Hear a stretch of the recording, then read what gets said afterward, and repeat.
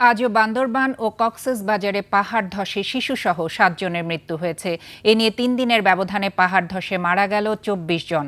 পাহাড় ধসে পার্বত্য জেলাগুলোর অনেক এলাকায় যোগাযোগ বিচ্ছিন্ন হয়ে পড়েছে।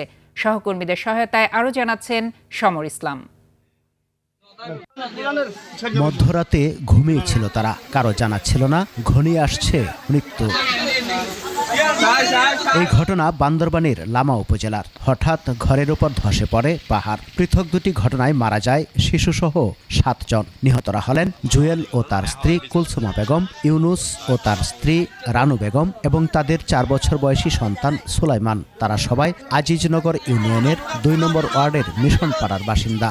পুলিশ পাড়ির ইনচার্জ সহ ফায়ার ব্রিগেড সুনতির সহ আমরা এসে এলাকার গণ্যমান্য ব্যক্তি সহ উদ্ধার করি ৩ জনকে।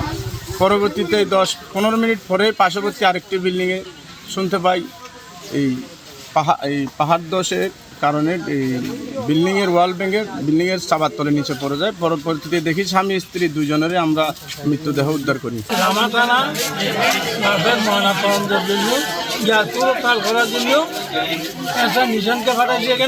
বুধবার গভীর রাতে কক্সবাজারের চকরিয়াতেও ঘটে পাহাড় ধসের ঘটনা। তখন ঘুমিয়েছিল সবাই। উপজেলার বড়ইতলী ইউনিয়নের মহসিনিয়া কাটার ডেবলতলী এলাকায় পাহাড় ধসে নিহত হয় স্থানীয় দাখিল মাদ্রাসার ১০ম শ্রেণীর শিক্ষার্থী রুমি আক্তার এবং তার চাচাতো ভাই ৪র্থ শ্রেণীর ছাত্র ওয়াহিদুল ইসলাম। স্থানীয়রা জানান, ২০০০ কক্সবাজার রেলপথ নির্মাণের সময় মহসিনিয়া কাটা এলাকায় ব্যাপক পাহাড় কাটা হয়। এসব পাহাড়ের কিছু টিলা এখনও আছে। স্থানীয় লোকজন সেসব টিলার পাদদেশে বসতি গড়ে তোলেন।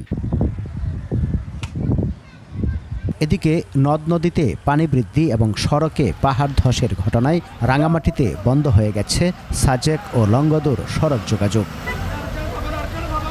সমর ইসলাম, ২১ টেলিভিশন।